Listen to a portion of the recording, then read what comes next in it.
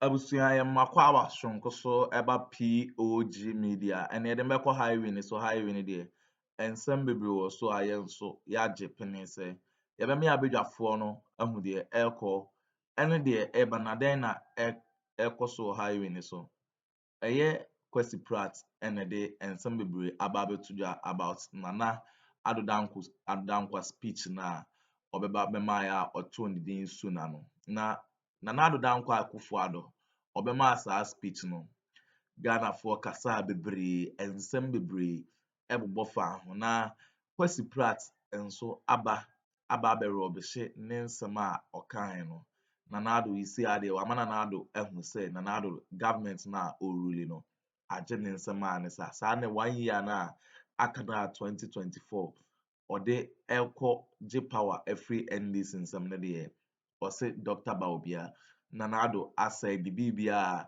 Dr. Baobia elusi credibility a enye asem keto akwa na we na ensem a ose nana ado de etudwa no eye unbelievable nana ado dankwa kufa no by this time ayom no enkeni kwan se okeka ensem bia ensem a nana ado dankwa akufa ado kan no one ne nye adwen wo ensem bibiri ona okeka ko Electoral Commission enso akache Electoral Commission akache da okoe no eno so do osi Mensa 2024 elections na yebekọ no nana ado dankwa akufuado ene Mensa de ya no mayo madwen se ombewia NDC na ade no emba so ene emba so china Kwasi Pratt eka ensem bebre yebepese yebeme ya bedwafo no beme yakọ na yakwa akoti ensem a Kwasi Pratt Junior ede etudwa na ansa na yebekọ no owo ensem kan bi afahye ye comment section like share ma afoforo nso no ensa intumi enkabi medamas. Well, I intend to be very brief this morning.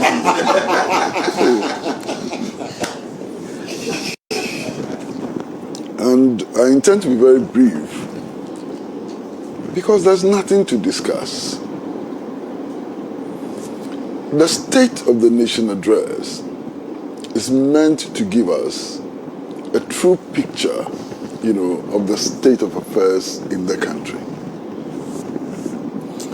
I listened to the State of Address delivered by the President, His Excellency the President. And thereafter, I also read his address twice. And at the end of it, like Beatrice, I was wondering which country the address was about. You understand? I was just trying to figure out which country. Now, just imagine that you don't live in Ghana. Just imagine that you don't experience what the trotro drivers go through on a daily basis and so on. And the only thing you know about Ghana is the State of the Nation address delivered by the President. What kind of country would you think that is about? And for me, that was the most important thing for me in the State of the Nation address. There was no State of the Nation, no true State of the Nation in the address which was delivered in Parliament. Of course, there were some things which were noticeable in the address, and whether they mean a lot or not, it's up to everybody to make a judgment. I recall that over the last 6-7 years, anytime the President has had the opportunity to address the nation, to address Parliament, to deliver the State of the Nation address, he has praised his Vice President to the high heavens. He's always told us how brilliant the Vice President is and how the Vice President has contributed to achieving some miracles and so on. This year, it was different. This year, the President stood in front of all of us and said that, look, whatever has been gained should be attributed to me, not the Vice President anymore. And whatever has gone wrong, heap the blame on me, not the Vice President. The Vice President is missing from the equation. There must be some reason for that. You understand? Is it that the president wants the vice president to do well in the elections, and therefore is distancing the vice president from the catastrophe that we have experienced over the last 7 years, or not? Is that the reason? Is it a response to the vice president's claim that he was only an aplanque in the government? What was the message the president was communicating when he said that he's responsible for the failures and achievements of his government? He's solely responsible for the failures and achievements of his government. I find it difficult to understand why that became an important part of the speech. I say it became an important part of the speech because after the speech had been delivered, a lot of the newspapers which were allied to the government used that as banner headline. One of the newspapers actually said, "I take both blame and credit of government," says Akufo-Addo, as headline, and so on. So it must be an important statement. It was not made out of jest, you understand? It was a message he wanted to communicate. And I'm wondering why that was an important message for him, to deliver. Now, even listen to this address. There's no way you can imagine that within the last 7 years, the price of Kinky has gone from 50 pesos to 5 cedis. Nothing in this address suggests that in a period of 7 years, the price of Kinky has shot up from 50 pesos to 5 cedis. Nothing. Now, you listen to this address, and there's nothing in it to hint that the value of the cedi has moved from 3.6 to $1 to 13 in 7 years. There's nothing in the address that will show that.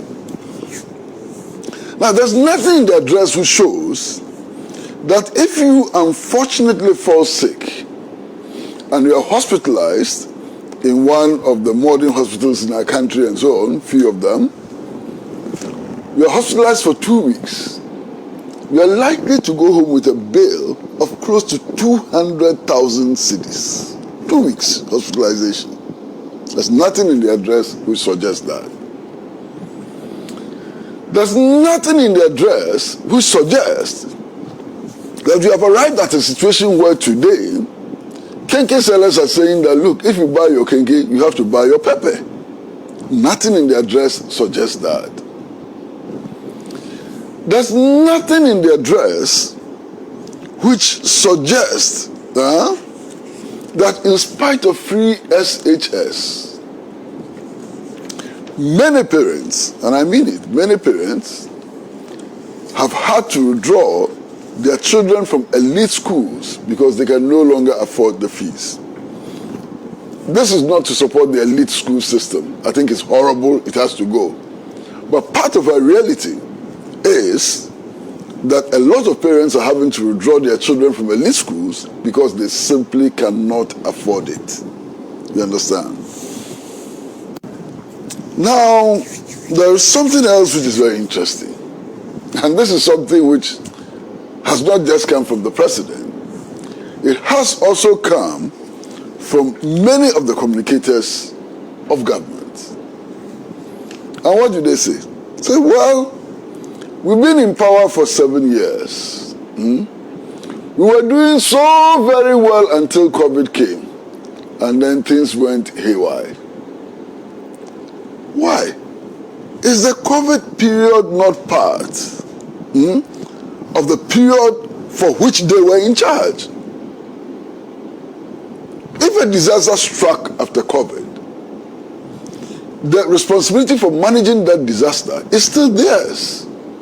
And people have a right to question how their mandate was exercised within the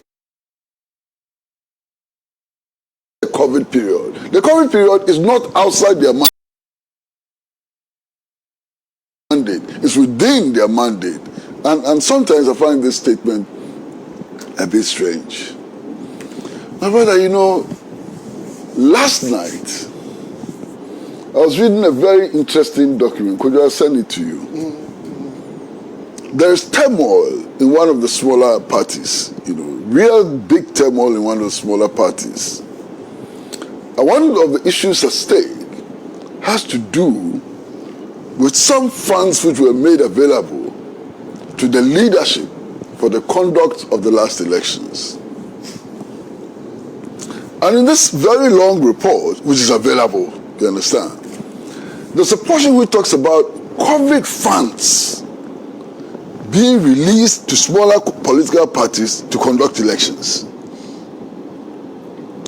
Now, if you had so much money as a result of COVID, that you could actually dispense that money to smaller political parties to go and organize elections, how does COVID then become a problem rather than a blessing?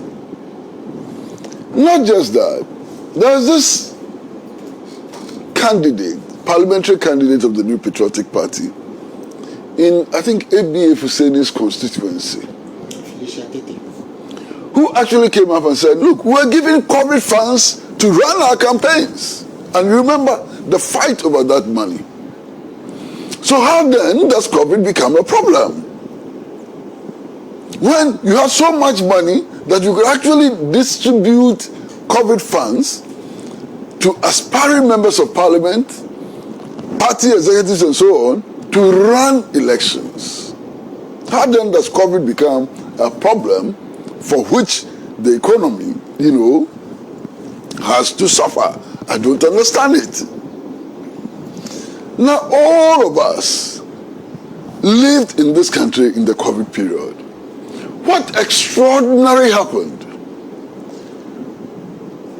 People in poor households and so on were promised free water, and to some extent, subsidized electricity. 1 year later, a minister in this administration came and said, the water was not free, and now you are going to pay for it. You remember? The electricity was not free. You are going to pay for it. So if people paid for the electricity and the water that was given to them, how did COVID then become a huge problem? I don't understand. You understand? Now, that is not all. We all saw the videos of innocent poor people jumping over themselves to collect half-cooked rice with the wing of a chicken pegged on it. You remember? Total pandemonium in our communities. The food was inadequate, it had been poorly cooked, and so on. Is that the reason why the economy went into a tailspin? Those packages on flatbed trucks that they distributed, is that why the economy went into a tailspin? And if that is the reason why the economy went into a tailspin, then really we have a huge problem to deal with. In any case, 88 members of parliament from the New Patriotic Party did not believe that COVID was responsible for the tailspin that the economy suffered. They held a press conference and said that the economy was in crisis because of the incompetence of their own finance minister. I'm not the one saying it. It is not the butterfly movement which is saying it. It is not the National Democratic Congress. It is not the CPP. 88 so-called majority parliamentarians told us in the face that the economy was in the doldrums because of the incompetence of the finance minister. Now, in spite of that, the president called them to a meeting in Flagstaff House and told these MPs that, look, just don't push it. We have to go to the International Monetary Fund to go and beg for relief and so on. And their competence is not needed. Yes, you said that the finance minister is incompetent. Don't worry. He's going to beg for relief.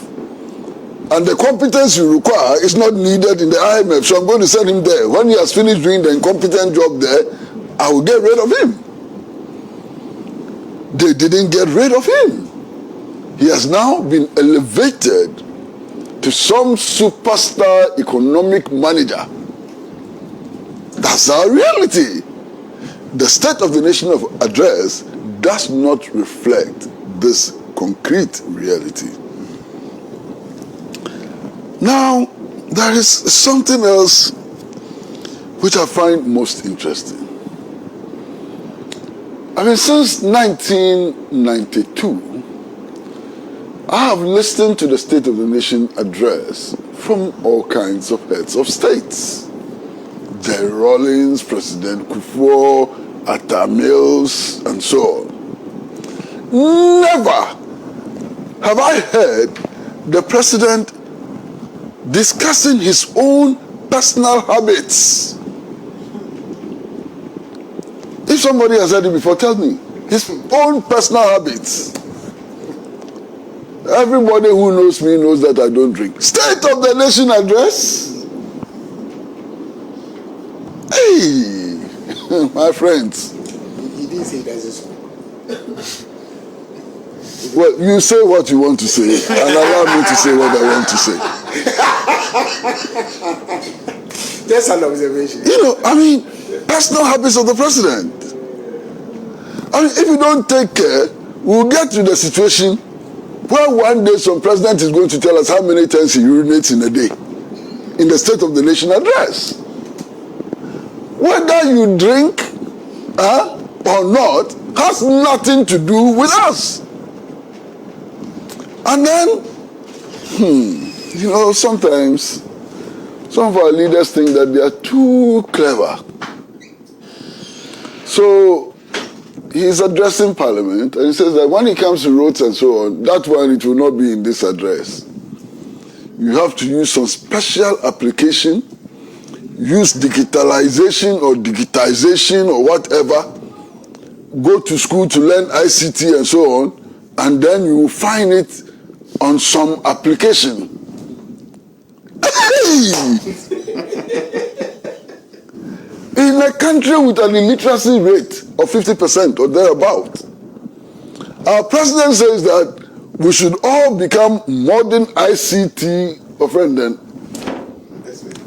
Use applications, go on platforms and so on to find what he has done in respect of roads.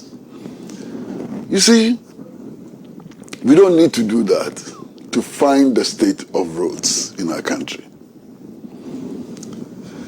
This morning, I drove from Musuku to this station. I know the state of the roads from Musuku to this place. You understand? I know the state of roads in Christian Village. That's why I passed to come here. You see the Zoom Park? You see the road in front of the Zoom Park? Do I need any special application to know the state of roads in front of the Zoom Park? I don't. We all travel around this country. I go to the Volta region. I see the state of roads in the Volta region. Only recently, the Asante Youth Association held a press conference in Kumasi and bemoaned the state of national infrastructure, especially in the Asante region. Why? If they use that special application, would their views change? Will it change their knowledge? What is this? What is this? Our president has become so ICT savvy that now he won't tell us what he has done. If you want to know what he has done, go and use an application. It's a statement about even presidential accountability. He's not going to talk to you. He's not going to tell you what he has done. If you are not ICT savvy, well, it's up to you. You will never know. I mean, unbelievable. Then you know now, something many things are happening in the country, but I'm going to speak about two. Okay. You listen to these MPP communicators, and they come and sit on platforms such as this one, and they throw figures. GDP in 1988 was so much. GDP in 1997 was this. And the per capita income was that, and so on. And I'm sitting and saying, my goodness, which country are these people talking about? Huh? Something debt ratio and so on. They throw the figures. You understand? If you take your time and examine those figures, first of all, what they are throwing are not true. But for the average person sitting at home watching television, how is he going to be able to calculate gross domestic product, per capita income, gross national income, and so on, and so on? So if they are eloquent enough, and if they have the vim, they confuse you. You understand? Now, my brothers and sisters, don't worry your head about per capita income. Don't worry your head about gross national income. You have lived in this country over the last 7 years. Is your life better today than yesterday, or is worse than yesterday? That is all. That is so simple. You don't need ICT savviness to be able to do that. All you need to do is to go to the market. All you need to do is to send your children to school. All you need to do is to go to the hospital. Your real life will tell you what the figures are. So don't mind them when they come throwing figures at you. It is only intended to confuse you. Those figures have meaning only in your real life. That's the only way those figures would have meaning. My brother, we have been told, and sometimes, last week I actually heard somebody who claims to be a professor in economics. I'm not a professor in economics, so. Not a professor in economics. I mean, the evening economics I studied was in the Ghana Institute of Journalism, where we did some 2x4 economics, you understand? But this guy says that he's a professor in economics. And he says that we have turned the corner. He's repeating what the finance minister said. We have turned the corner. Look at the rate of inflation. Look at that indicator and so on. And I'm sitting back home, watching this professor on television. And I'm saying that, look, this professorship thing, now, what is the value? If all these people are calling themselves professor, then what is the value of this professorship? I know there are some very brilliant professors. Some professors, when they talk, I mean, they make a lot of sense. My own good friend, Ansar Samoa, who just passed, brilliant professor. I mean, Akila Kwasoya, brilliant professor. And so on. So many of them, Atabrichum and so on. Brilliant. When they speak, Master, you yourself, you know that they are talking sense. And you can relate to what they are saying. But there are some to Abba. Where did you get this professor from? And this professor boldly repeating this garbage that we have turned the corner and using the rate of the city, that there's some stability in the rate of the city. You know, inflation has stabilized and so on. Master, when this government came to power, the city was 3.6 to $1. It is now 13 to $1. What corner have you turned?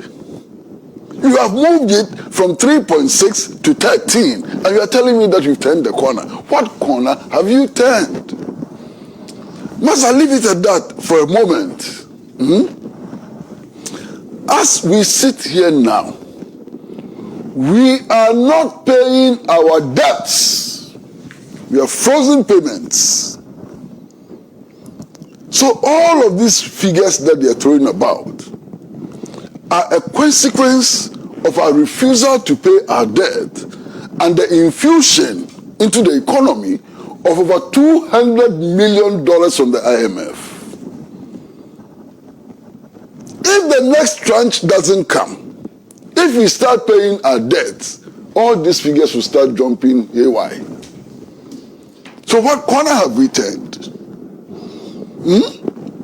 What corner have we turned? Just amazing. Now, all of this is a clear indication that our policymakers and implementers and those who speak for them think that we are fools. Because if they didn't think that we're fools, would they be throwing these figures at us? Would they be telling us about achievements when there's disaster in our face and so on? Now, my brother Kojo Chumbuafo, of course, I mean, Kojo's performance is very difficult to repeat. You know, Kojo's standards of criticism are way above average when it comes to the heat they generate and so on. So I'm very careful when I'm with him on the platform. Because if you don't take time and you want to follow his example, you may end up where you don't want to go. Kojo has special standards. But Kojo makes reference to the flooding in parts of the Volta region. And the fact that this major national catastrophe is not in anywhere reflected in the State of the Nation address. And I'm sitting here and I'm saying, is that surprising? It is not. When the flooding occurred, the head of state visited the place and made a statement. And he never forgot that the people in that area did not vote for him. Have you forgotten? He told them in the face, not in the back, in the face, that I'm here in spite of the fact that you didn't vote for me. That's significant.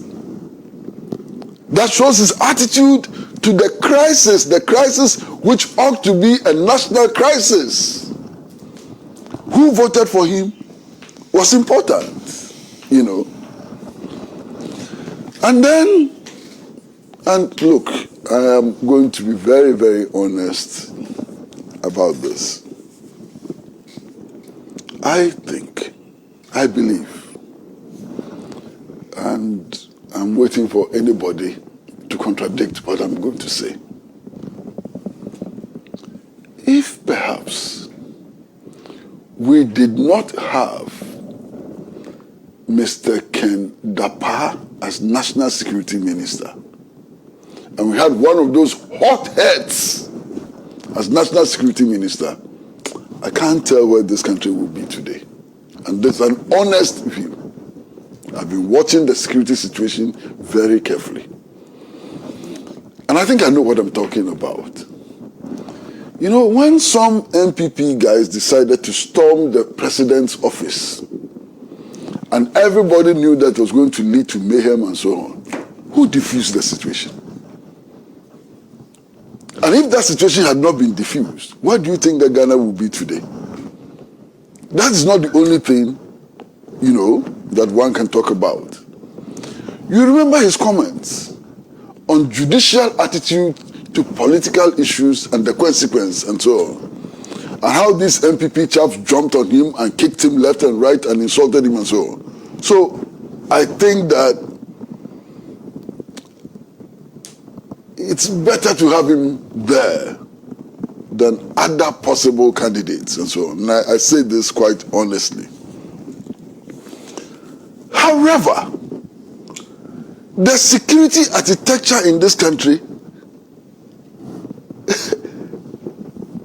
is not something to boast about. And I was scandalized when I read the president's assessment of the national security situation.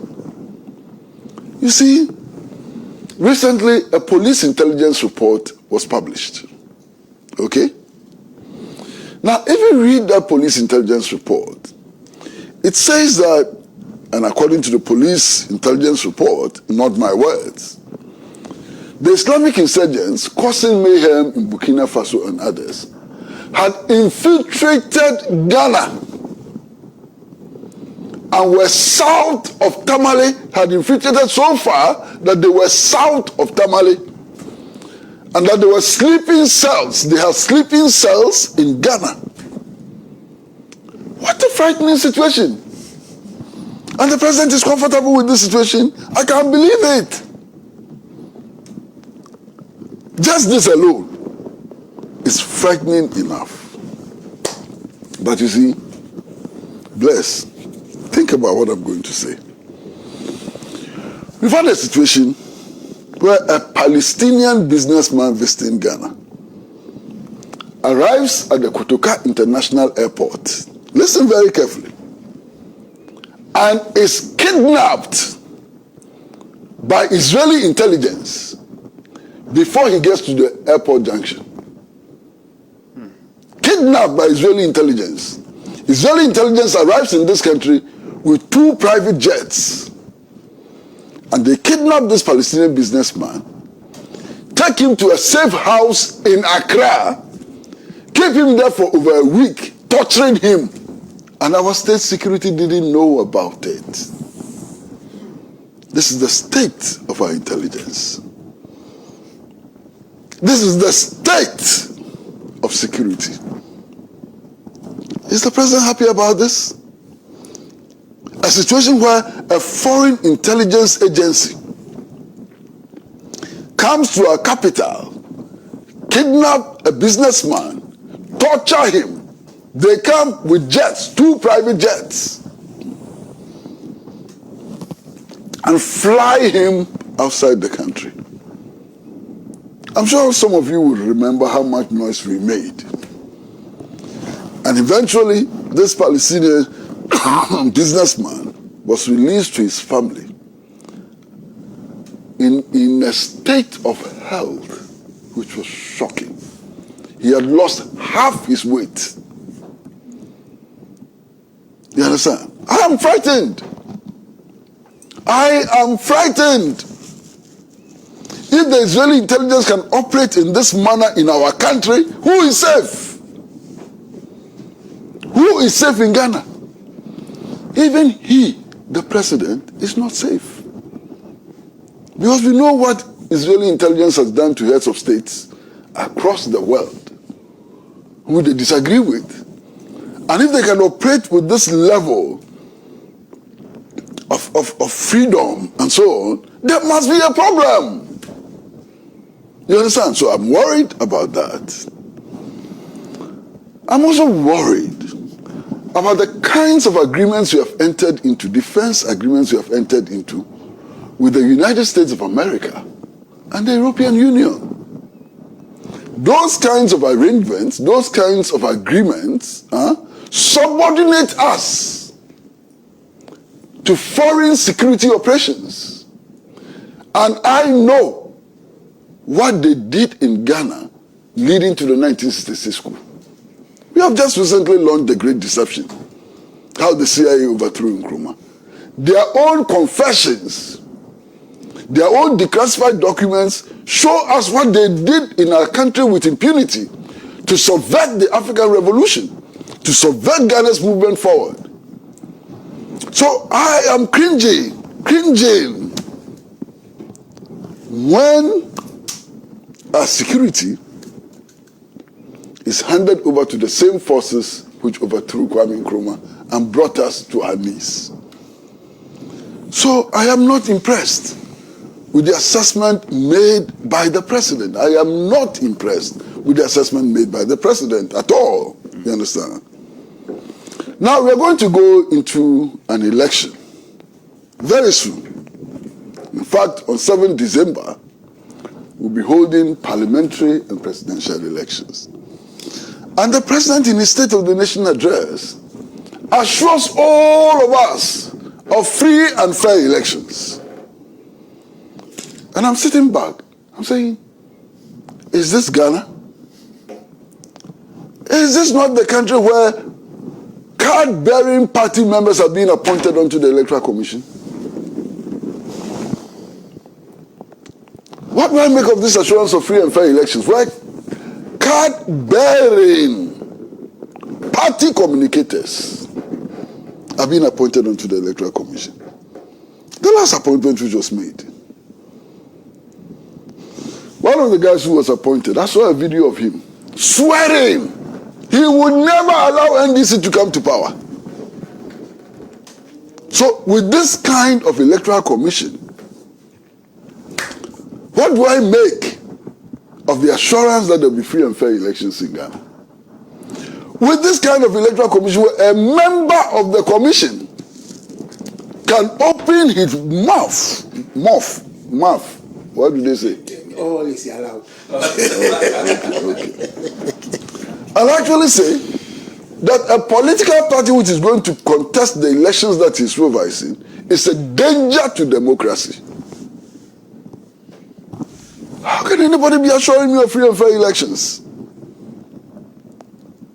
I am frightened about the prospects before us. I welcome the decision of the National Democratic Congress to go back to IPAC. I think it's a wise move. And I think that if it works well within that framework, it may help resolve some of the issues that have confronted elections in the country over a period of time. But the key to organizing free and fair elections is the assurance that those who will supervise the elections and make the rules govern the elections and so on are neutral to the extent that is possible. I don't have that assurance today. And I'm worried. And I cannot take what is in the President's State of the Nation address at face value. I promise to be brief. And I think I've been brief. Let me leave it here. Right. Thank you very much. Abusua wei ne ensɛm a Kwasi Pratt Jr. Ɛde tu gya na ne nsɛm a ɔde tu gya no kyerɛ Nana Addo Dankwa Akufo-Addo speech na ɔbɛmaa ne deɛ ɔne ne ɛnya adwene baako koraa. Kwasi Pratt ɔno no deɛ ɔno no nokora deɛ ɔbɛka akyerɛ wo sɛ sɛbi odi nsɛmhunu ɛwɔ government ma ɔno ɔbɛba na wabɛtoto bi ama no. Yɛbɛkae abadwafoɔ sɛ aha ɛyɛ POG Media political talk show a any updates bi ɛbɛtɔ fam bia yɛde bɛbrɛ mu wɔ nsɛmkan bi a fa hyɛ yɛ comment section like na hyɛ ma afoforɔ nso no ɛnsa ntumi ɛnka bi mɛma remfi nso sɛ ɔbɛklike on the notification bell sɛ de bɛyɛ a any updates bi yɛde bɛtum bia no nsa bɛtumi aka bi medam ase.